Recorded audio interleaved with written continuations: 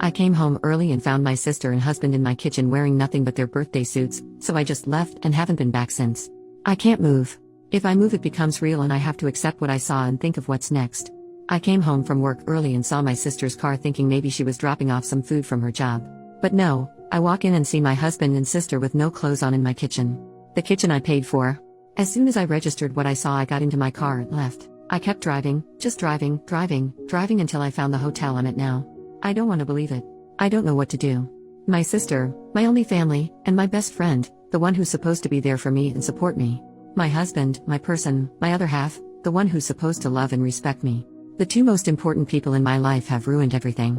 I've blocked them both on my phone. I don't want to hear any of the bullshit excuses they'll come up. I don't want to confront this.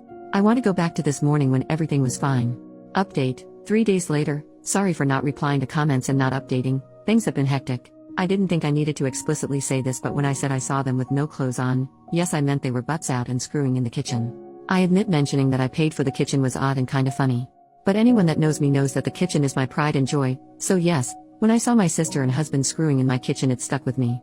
And yes, they did see me. When I got to the hotel, I cried for a few hours and then I just wanted to tell someone, anyone. The two people I would talk to when something happened in my life were the two I needed to talk about, and it was 11-something in the evening, so I wasn't going to disrupt my friends' evenings and burden them.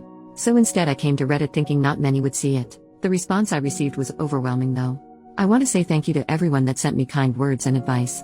Thank you so much for all the virtual hugs. I know I hardly commented, it's because I had so much to think about and do. I appreciate all the love and support. There was so much amazing advice given in the comments, although a lot of it was American-based. I still appreciate it. But one thing I did see a lot was to unblock them and keep the texts and calls as evidence, so I did do that. After posting in another good cry, I knew that I had to get my crap together. I didn't have my sister or any family to help, so I had to do it myself. I started researching what my next steps were. In the morning, my friend called me saying my sister contacted her wondering if I had been in contact with her. I told her what happened and she very kindly offered her spare room and her day off work to help me sort stuff out.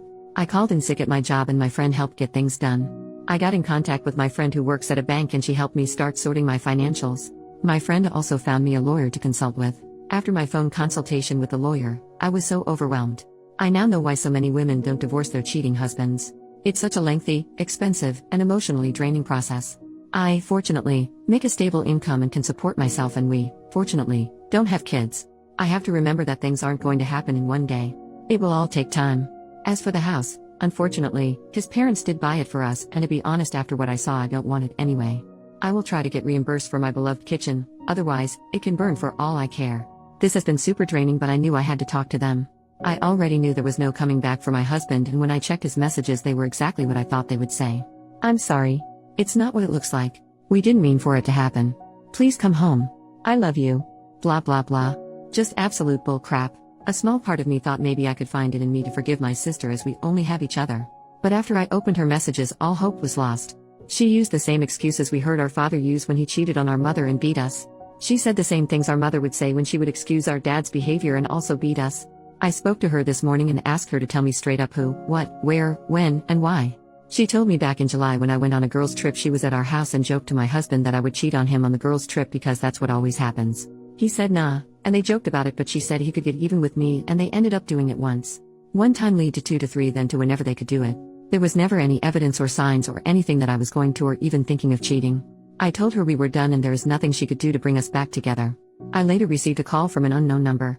It was my mother, who I haven't spoken to in 7 years. Turns out my sister has been in contact with her and told her what had happened, and my piece of crap mother, the same woman who beat me for breathing wrong, had the audacity to say this is what I get for taking her daughters away from her. It hurts so much. I know things are going to get messier and this is going to be a long few years. I've now lost all my blood relations. I need to get all my crap and find a new place. I want to show them that I can and I will thrive without them. Again, thank you all from the bottom of my heart for all the love and advice. All the people in the comments that could relate to me, I'm so sorry. Second update, 10 months later. I actually forgot about this account until recently, and when I logged back and I saw so many people still commenting, messaging me, and checking up on me. To those people, thank you for your kindness. Since so many still ask for an update and I've already shared such a big part of my life, I may as well give a small update. Back in October, my life was in chaos, but I was determined to soldier through it and show them that I can make it without them and succeed. I had to meet with my ex to talk about the house, and he kinda gave up and we decided to sell the house. I was reimbursed for my beloved kitchen. At first, my sister would show up at my job and my friend's house, but once I told her that I would get the police involved, she stopped. I haven't seen her since February. I did hear from my pathetic excuse of a mother again, but that was also shut down, and I have not heard from her since the end of last year. I'm from New Zealand, so my ex and I have to be living separately for 2 years before we can divorce. Although I want nothing to do with him, I'm not too fussed. 1 year is almost done. I started therapy, which has been healing. I actually wish I had gone earlier. I have moved into my apartment, and I was promoted at work. I have also gone on 2 girl trips and had some extra fun these times as I was a single woman. And I've also just started seeing someone. He has been very kind. Thank you all again for your kindness. Hope this is the update you were waiting for. New update, 1.5 years later, I'm officially divorced. Hello, it's been a while. I still get messages and notifications asking for an update, so this will be my last one most likely. I am officially divorced. It took a while, but I got there, and my ex-husband had 2 years to accept it and not fight it. I've got my own house, a nice kitchen, a cute mature man on my arm, friends who treat me like a sister should, and a job that respects me. I'm happy and couldn't care less where my biological family are and what they are doing. I am enjoying the wonderful summer we are having in New Zealand and living my life. Thank you all for the support. All the best. Here's a picture of the beach I'm at while typing this.